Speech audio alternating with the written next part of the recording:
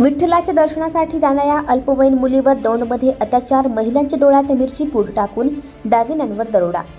पुणे सोलापूर राष्ट्रीय महामार्गावरून पंढरपूरला देवदर्शनासाठी निघालेल्या आणि चहा पिण्यासाठी थांबलेल्या कुटुंबातील एका अल्पवयीन मुलीवर लैंगिक अत्याचार झाल्याची धक्कादायक घटना समोर आली आहे। दुचाकीवरून आलेल्या 2 अज्ञातांपैकी एकाने अल्पवयीन मुलीच्या गळ्याला कोयता लावून तिच्यावर अत्याचार केला।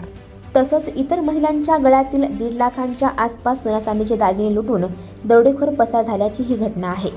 पुणे सोलापूर राष्ट्रीय महामार्गावरून 4 चाकी गाडीतून एक कुटुंब पंढरपूरला देवदर्शनासाठी जात होतं।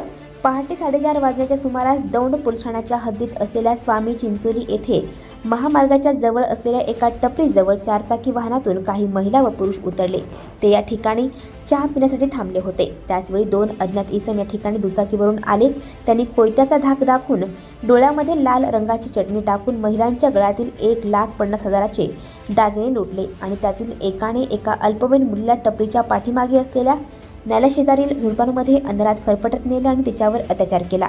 या प्रकरणी दौंड पोलीस ठाण्यात अज्ञात व्यक्तींच्या विरोधात गुन्हा दाखल करण्यात आल्याची माहिती पोलिसांनी दिली आहे। चहासाठी थांबलेल्या वारकऱ्यांच्या गळ्याला कोयता लावून लुटमार करण्याची आणि वारकऱ्यांसह असलेल्या अल्पवयीन मुलीवर अज्ञात गुंडांनी अत्याचार केल्याची दौंडमध्ये घडलेली घटना ही महाराष्ट्राला काळिमा फासणारी आहे।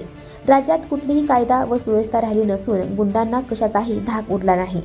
आज वारकरी सुरक्षित नसतील तर महाराष्ट्रात जंगल राज्य सुरू आहे असंच म्हणावं लागेल। गुन्हेगारांच्या मुसक्या आवळण्याऐवजी केवळ गप्पा हाणणारे कधी जागे होतील? काल कर्जत, जामखेड तर आज दौंड। दररोज कुठे ना कुठे अत्याचाराच्या घटना घडत आहेत, पण सरकार लक्ष द्यायला तयार नाही, हे दुर्दैव आहे, अशी पोस्ट रोहित पवार यांनी केली आहे। आणखी नवनवीन व्हिडिओ पाहण्यासाठी आत्ताच आमच्या स्टार TV 9 चॅनलला सबस्क्राईब करा, लाईक करा, शेअर करा। Bureau report, star TV 9, Daund, Pune.